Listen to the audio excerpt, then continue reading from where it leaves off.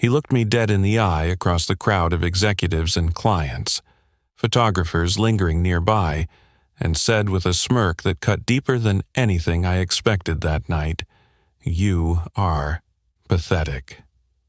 It was loud enough for the people closest to us to hear, but just quiet enough to let him pretend it was not meant to humiliate. But it was. He wanted it to sting. And it did. Not because I believed it, but because I had given 10 years of my life to that company, and in the final moment he reduced all of it to one word. I did not argue, I just smiled.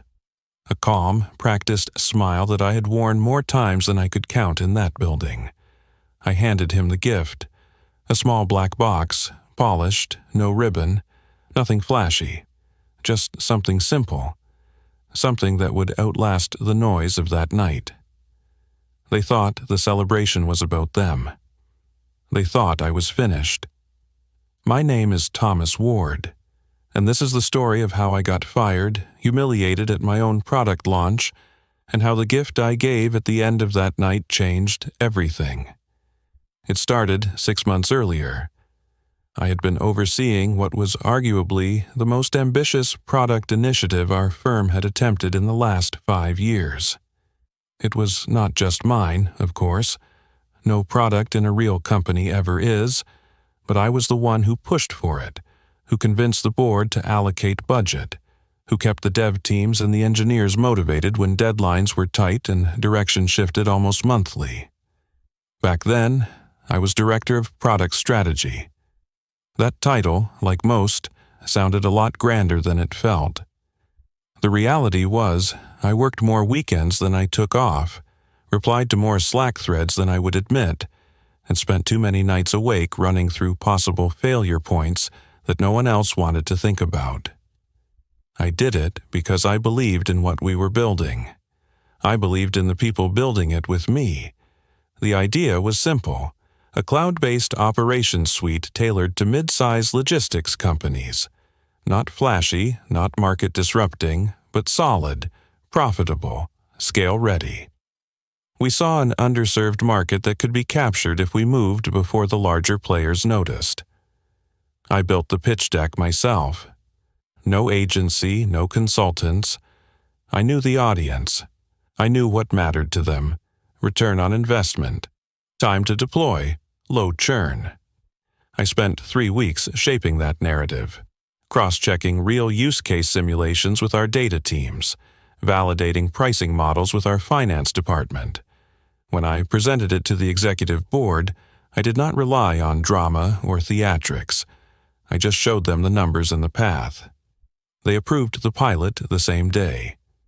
Back then, I reported directly to the Chief Operations Officer. He was a sharp guy, experienced, precise, emotionally flat. That worked for me. I did not need mentorship, I just needed room to work. And for a while, I had it. Until everything changed. 3 months into development, our company announced a change at the top. A new director of product and commercial innovation had been hired. The announcement was clean, corporate, filled with jargon about transformation and bold vision and new chapters. What they did not mention in the email was that I would now report to him. That was the first sign. I was not even told personally. I found out when I was removed from a budget review calendar invite and added to another with a subject line that included his initials. His name was Samuel, a polished Harvard type. The kind of person who made you feel like every sentence was being measured against a personal metric of superiority. His background was not in our sector, but that never stopped corporate from hiring people like him. They saw international experience, bold slides, charisma. They saw a big bet. What I saw from the start was someone who had never had to live with the consequences of his own ideas. He was not unkind. He was worse, detached. He came into meetings late, interrupted mid-sentence, and kept using words like synergy and leverage with no actual context. But he had the ear of the chief executive, and that was all that mattered. Within a week, he asked for a full review of the product we were building. Not an update, a review. I gave him the roadmap, the KPI sheet, user feedback from early testers, a clean summary of what we had learned so far. He skimmed it, then asked, "What would you change if I gave you full freedom?" It was a trap. I answered anyway. I said I would double down on the onboarding automation and defer the third-tier analytics. That would let us scale faster in the mid-market without raising support costs. His face stayed blank. He nodded. Then he smiled and said, "Interesting." That's not where I would take it. He asked me to prepare a new roadmap just to explore some pivots. I knew what that meant. Still, I worked through the weekend and had it ready Monday. That afternoon, he presented it to the executive team as his own. I was not invited to that meeting. I found out from someone in legal who congratulated me in the hallway for finally getting the onboarding timeline right. I said, "Thank you." But I knew I had become invisible. Over the next 2 months, things changed quickly. My responsibilities were restructured. I was left out of product steering sessions, and slowly, people began asking me questions they used to ask directly. I became a ghost in the project I had brought to life. But I kept showing up. I answered every question. I caught bugs in staging. I fixed pricing tiers when they broke on the dashboard. Quietly, professionally. It was not about pride anymore. It was about the work. The launch date arrived like a storm. There were banners, rented lights, a custom domain redirecting traffic to our landing page, and a long list of investors watching closely. The product worked. It was not perfect, no launches, but it worked. Smooth onboarding, fast loading, clear value proposition. I had built products long enough to know when something was solid, and this was. And I knew the market would respond. I had data to back it. The celebration was held in the top floor of a downtown building we did not even lease. Catered, staged, spotless. A room full of people who would never log into the product, but would benefit from its success. That was fine. That was how it worked. I stayed in the back for most of the evening. The few people who still worked directly with me came over, gave quick thanks, smiled awkwardly. They knew what had happened. Everyone did. No one said anything. That is how silence works in corporate spaces. Then Samuel walked over. Loud, smiling, confident. He was holding court like he always did. When he reached me, he pulled me into one of those faux friendly shoulder grabs and said, "Ward, you actually made it out tonight. I figured you would still be testing margins somewhere." I laughed politely, said would not miss it. That is when he leaned in, not to whisper, just to make sure no one else caught it clean.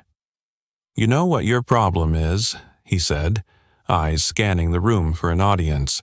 "You care too much? It is pathetic." I looked at him for maybe 2 seconds, then handed him the box. He asked, "What is this?" I said, "A thank you. For everything," and I smiled, then walked away.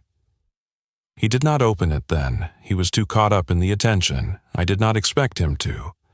But I knew what was inside, not a threat, not something dramatic, just enough to remind him what had really happened, what had been built, what had been taken, and who had taken it. The box contained a printed copy of the original product roadmap, signed, dated, and versioned with the commit log that bore my name. A physical proof of origin, backed up by timestamps, stored on private drives. Also inside, a list of beta clients who had given testimonials directly to me, long before marketing ever touched the pipeline. And a simple note, "Credit is easy, ownership costs something." He did not say a word the rest of the night, but I noticed he stopped smiling. I did not attend the debrief the following morning. I did not have to. That was my last day in that building. I left quietly. No speech, no goodbye emails. Just a small, deliberate exit.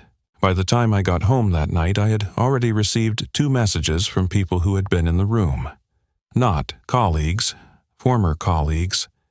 People who had left months earlier for other firms, other roles, other cities. But they were there, somehow. The kind of people who always get invited to celebrations, never the late-night rebuilds. The first message was short. Just 4 words. "Did you mean that?" I stared at it for a second before replying. I typed, "Yes," then deleted it, then typed it again. Still deleted it. Eventually, I just closed the app.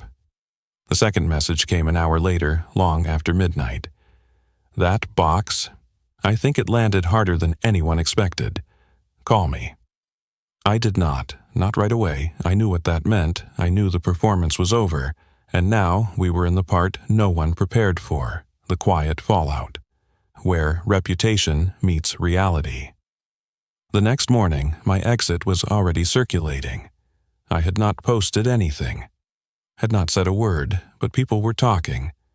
I got a text from someone in accounting I barely knew, saying they were sorry to see me go. Someone from legal just sent a salute emoji, that was it. A digital nod, nothing more. That is how professional disappearances happen. Not with alarms, but acknowledgments. I had cleaned out my office months earlier. I knew this was coming. But even when you expect it, the actual silence that follows being removed from something you built is harder than you imagine. The messages slowed down by noon. By evening, they stopped altogether. I spent the weekend reading, walking, avoiding my laptop. Not because I was broken, but because I needed to not explain myself. I had done enough of that for the last 6 months. By Monday morning, I figured the story would fade, but I was wrong. At 9:12 a.m., my phone buzzed with a forwarded email. It was from someone in the strategy division. The subject line read, "Internal audit questioning product attribution." I opened it, scanned the thread. A few executives were CC'd. Legal was looped in. Apparently, someone had presented the contents of my gift box to the audit team. Not officially, just informally, but it was enough. Enough for someone to ask, who exactly led development on this?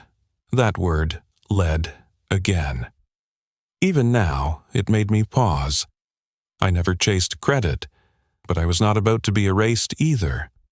The audit team wanted access to internal version control logs, email communications, and stakeholder sign-offs across the product lifecycle. It was a standard compliance sweep, on paper. In reality, it was a question of authorship, of truth. The person who forwarded me the email added a note. Did not know this was going to be a thing. Thought you should see it. I replied with a simple, thanks. That was all I needed to know. The machine had been set in motion. 2 days later, I was contacted directly.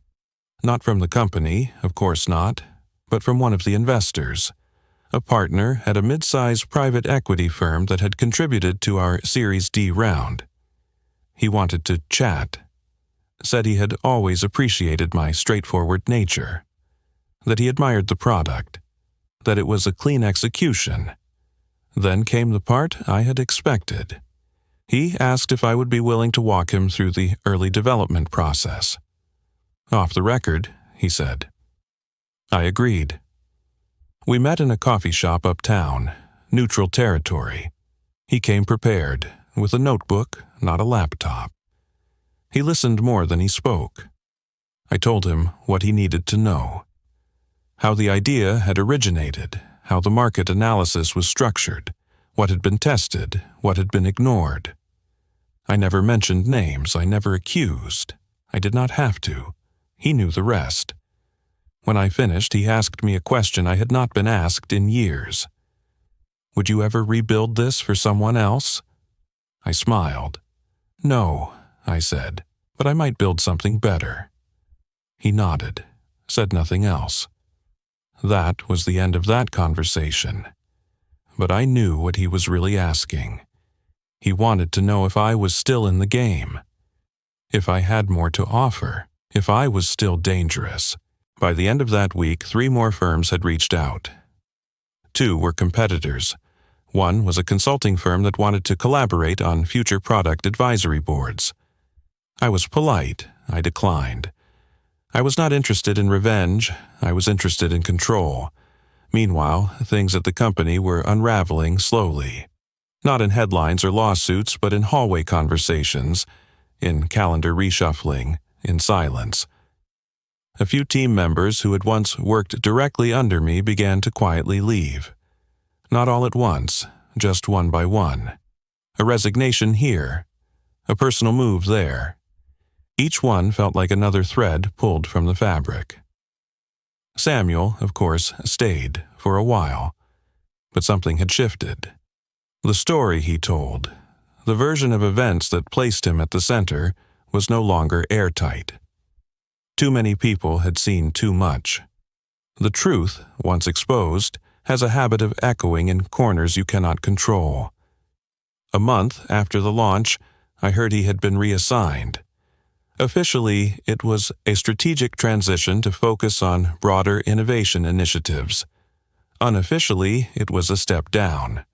No more frontline control, no more product decisions, and the product, it stalled. Without a core team behind it, without trust in leadership, it hit a wall. Usage plateaued. Bugs increased. Client support tickets grew. And the roadmap, his roadmap, had no fallback. Eventually, they brought in consultants, external firms, hired to evaluate long-term positioning. That is how dying products are handled in big companies, quietly, with process. As for me, I kept my distance, not out of pride, but discipline. Then, 6 weeks after I left, I got a call from someone I had not spoken to in over a year.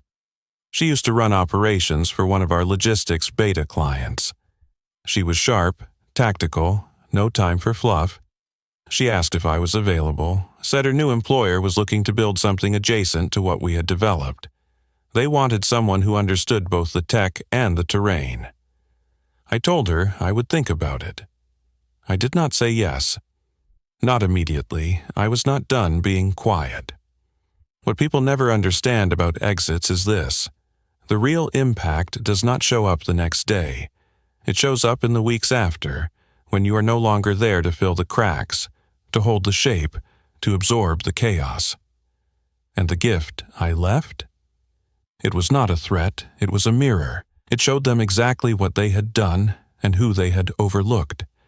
That is what shut everything down, not drama, not scandal, just truth. 2 months had passed since the launch celebration. The same night I was publicly dismissed, quietly humiliated, and casually written out of the narrative I helped build. 2 months since I left without a scene, letting a small box speak in my place. 2 months since everything changed. That call I received from the woman who had run operations during our earliest rollout, it stayed with me. I kept thinking about it. Not because it was the first offer to come my way. By then, I had received a half-dozen serious inquiries. Startups, mid-sized firms, even a large infrastructure group looking to rebuild from scratch. But hers felt different. It was not a cold pitch. She knew what the terrain looked like. She understood what I could do because she had seen it under pressure. That mattered. So I called her back. We met for coffee a few days later. No ceremony, no formalities. Just a conversation between 2 professionals who had both seen how the industry really worked. I asked her to walk me through what they were building. Not the high-level pitch, but the reality. Funding, team gaps, internal resistance, politics, everything. She did not flinch. She laid it all out, including the truth that they were a bit over their heads. But she also said this: we need someone who does not need permission to do the right thing. That stayed with me. I signed on the following week, not as an employee but as a consultant with equity. That was non-negotiable. I had learned my lesson. Titles are temporary. Leverage is real. I was not interested in being part of someone else's story again. If I was going to build, I wanted a stake in the ground. They gave it to me, and I got to work. The product vision was raw but viable. The market need was clear. What was missing was structure, process, validation, decision-making logic. I did not come in swinging with answers. I came in listening, organizing, translating complexity into clarity. The team, to their credit, wanted to learn. They did not care who got credit. They cared about getting it right. That changes everything. Within 4 weeks, we had a prototype. Within 8, we had pilot clients. And quietly, I was back in motion. Meanwhile, the company I left was still struggling. I was not tracking them closely, but in this industry, news travels in layers. You hear things: who left, who joined, what went wrong, what almost worked. Apparently, the new roadmap never materialized. The team turnover became impossible to ignore. One senior engineer I had mentored moved on to a global design firm. Another joined a competitor. A third started his own boutique consultancy. But the thing that caught my attention came buried in a trade newsletter. The product had been removed from a major enterprise client's deployment schedule. Officially, they said it was due to shifting priorities. Unofficially, no confidence. There was a line in the article that struck me. It is unclear whether the company will continue investing in the platform or redirect efforts elsewhere. That was all I needed to see. They were done. Then, about 3 months into my new engagement, I received a message. It was from Samuel. The subject line simply read, "We should talk." I stared at it for a long time. Not because I was tempted, but because I was curious. What does someone like him say when the playbook runs out? What happens when the spin does not work anymore? I replied, 2 words. Talk about? He answered within the hour. What happened? Where we are? Where you are? I ignored it. 2 days later, another email came in. This one longer, more apologetic in tone. He used words like regret and misjudged. He said he wished things had gone differently, that he understood now that my silence had meaning. It was not an apology, not really, it was positioning. I never responded. Because the truth is, I was not angry anymore. I was not hurt. I was not looking for closure. I had already gotten it the moment I walked out of that celebration with my name intact and my integrity unbent. 6 months into the new venture, we secured a major pilot partner. Not because of marketing, not because of buzz, but because someone from that old launch party, someone who had seen what I built, had quietly reached out and said, "If he is behind it, we trust it." That was it. That is the kind of trust you cannot fake, and you cannot buy.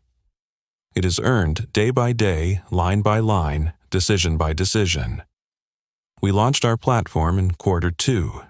Small, strategic, controlled. It worked, not perfectly, but solidly, and the early results exceeded expectations. Users stayed. Feedback was honest. Adoption was steady. And then something happened I did not expect. A few people from the old company, those who had left after me, started reaching out. Not to network, not to complain, but to say, "I see what you are doing. If there is room, I am interested." That mattered to me more than any headline. Not because I wanted to recreate the past, but because I wanted to build forward, with people who understood the cost of doing it right. I have not looked back. Not because there is nothing worth looking at, but because the future finally feels like mine again. That night at the launch celebration, when Samuel called me pathetic, it was meant to end the story. to reduce everything I had contributed to a single insult, a dismissal. But here is what people like him never understand. You cannot fire someone from their own values. You cannot erase what was earned by cutting it out of a speech. That gift I left on the table. It was not petty, it was not emotional, it was deliberate, it was proof, and proof lives longer than politics. Now I wake up every day not wondering how someone else will try to take credit for my work, but asking what I can build without compromise. That is the real ending. No revenge, no drama, just movement. Forward, with purpose.